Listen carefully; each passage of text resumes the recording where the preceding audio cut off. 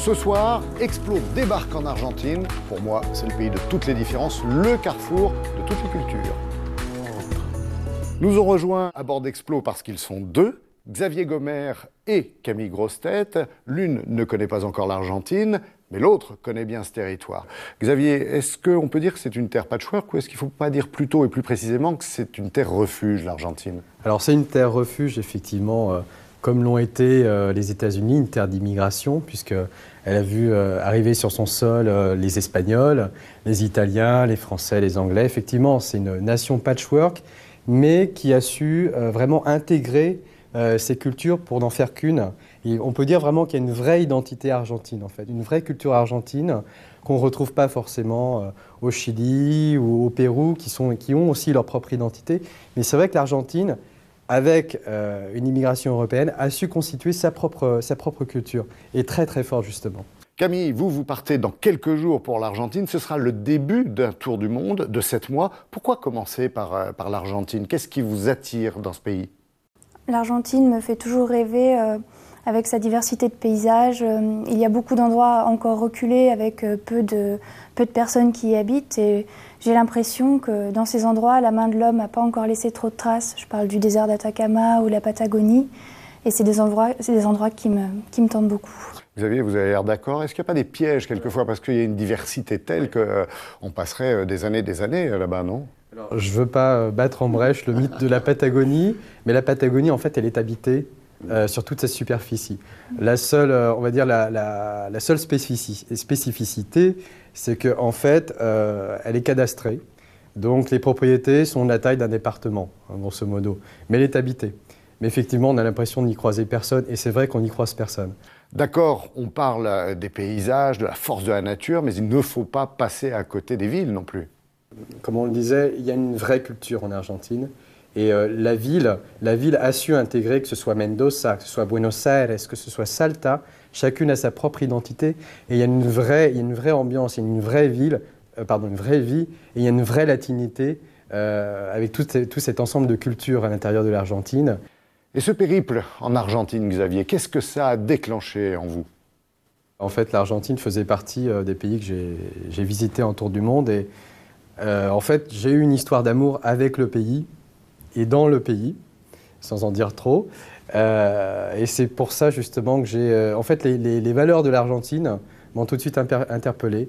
Donc, c'est pourquoi, en fait, j'ai décidé de poser mon sac à dos régulièrement en Argentine. Camille, qu'est-ce que vous allez faire en Argentine? Qu'est-ce que vous avez envie d'aller voir là-bas, tout particulièrement?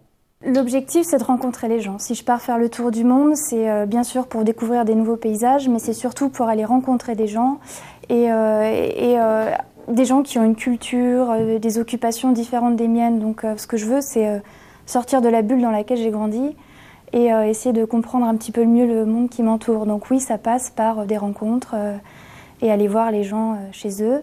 Et ça passe aussi, notre projet consiste aussi à aller travailler avec ces gens. Donc on va aller travailler dans une réserve naturelle, bon ça ne sera pas en Argentine malheureusement, ou chez des agriculteurs biologiques. Donc partager avec ces gens leur vie au quotidien. Mais Xavier, est-ce que l'aventure est encore possible sur ce territoire? Absolument. Quel type d'aventure? Parce que tout type d'aventure. J'ai l'impression qu'effectivement toutes les routes sont sûres à peu près aujourd'hui là-bas. Alors, c'est pas vrai. Ah. Ce n'est pas vrai. Parce que lorsque vous allez par exemple sur la route 40, qui est la route qui relie le nord au sud jusqu'à la Bolivie. Voilà, tout à fait. C'est une route qui n'est pas asphaltée sur toute sa longueur, loin de là. D'ailleurs, ils sont même en train de la refaire. J'ai vécu les travaux là-bas. Sur les pick-up, c'était affreux. Moi aussi, pareil. J'ai crevé sur la route. Je m'en suis même pas aperçu d'ailleurs.